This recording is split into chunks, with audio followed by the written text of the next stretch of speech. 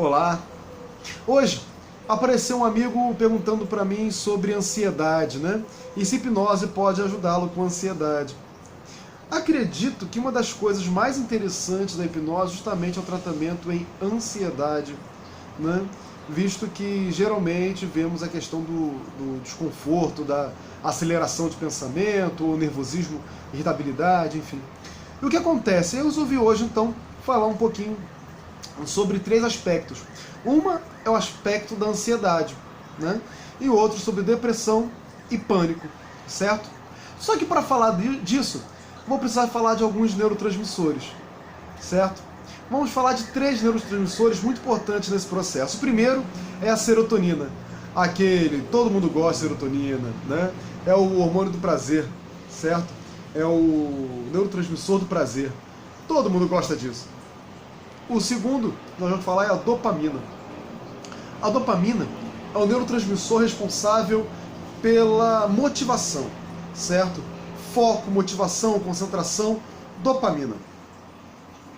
Quanto mais dopamina, mais concentrado, mais foco. E o outro que nós vamos falar é a noradrenalina.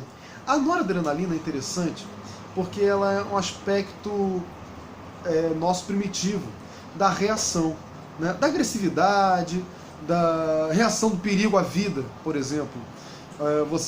Acontece alguma coisa, você olha correndo, o coração já pula, né?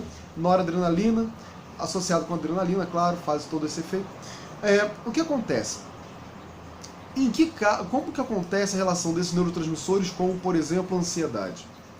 A ansiedade é um fator interessante em que tem uma queda de serotonina, certo? Então você sente menos prazer. Então isso mostra claramente que você fica muito preocupado. Na verdade, não é a questão de preocupação, mas é a questão de não ter prazer com as coisas. Tanto faz. E por que acontece isso? Isso seria até mais a noradrenalina, mas a serotonina tira o seu prazer. Nada tem graça, nada tem prazer, você não ri, né? E a preocupação é constante, certo? Tirando serotonina, você perde prazer. Você se foca nas coisas mais pessimistas nesse sentido. E tem uma alta de noradrenalina. O que acontece? Na ansiedade, você fica extremamente preocupado, você fica nervoso, irritado, né? E não consegue descansar, então você fica sempre pensando em alguma coisa. Na vida prática, nós entendemos que a ansiedade é uma tensão de alguma coisa que ainda não aconteceu. Então, quando alguém passa por um processo que ainda não aconteceu, e fica extremamente nervoso com alguma coisa que há de vir, e geralmente, tudo que vem no futuro para o ansioso é pior do que seria de verdade. Então a expectativa é que tudo fica muito alto, muito ansioso.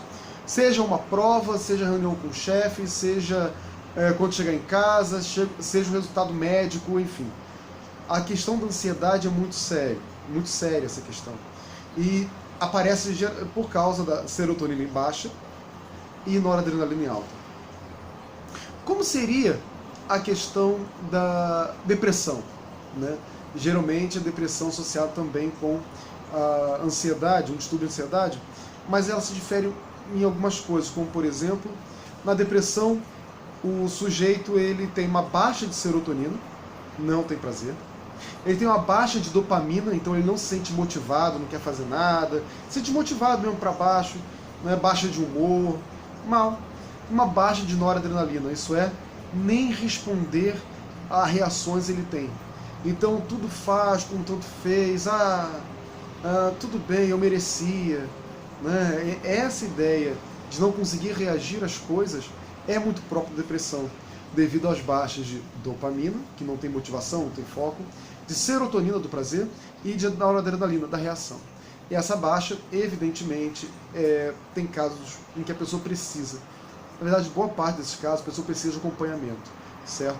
A hipnoterapia ela consegue, através de sugestões, fazer que o sujeito produza esses hormônios através do comportamento, né? O comportamento também produz esses hormônios, né? Pelo motivo contrário, enquanto a medicação coloca o neurotransmissor lá para funcionar e a pessoa tem o comportamento, já que tem o neurotransmissor, através da hipnose é o processo contrário. Você tem um comportamento e esse comportamento produz a serotonina, ou a dopamina, ou a noradrenalina, certo? E o outro caso é o pânico. O pânico ele se apresenta de uma maneira bastante clara. Ela é a produção excessiva de noradrenalina. Noradrenalina, isso é da reação. Ele tem medo de tudo. Inclusive ele tem medo de ter medo, né? E muitas vezes as pessoas, pelo medo de ter medo, se trancam em casa, porque não sabem a reação que vai ter. Uma coisa que, como noradrenalina é um hormônio, um neurotransmissor responsável pela reação da vida, proteção à vida, o sujeito tem medo de morrer, ele tem certeza que vai morrer, certeza. Não passa na cabeça dele a mínima dúvida de que ele vai morrer, porque ele tem certeza, ele sabe que vai morrer, que alguma coisa representa risco. Mesmo que racionalmente ele saiba que não tenha isso, é natural ele sentir, né? Então, antes de falar que alguém tem pânico, é fresco, ou depressão é fresco, não. São elementos naturais do nosso corpo que favorecem o assumimento disso.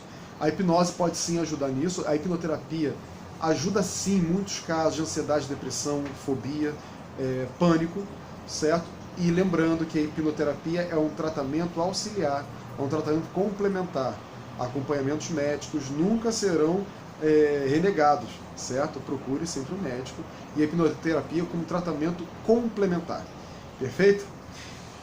Um grande abraço, até a próxima, espero que tenham gostado do vídeo. Até a próxima, comentem aí qualquer coisa. Um abraço!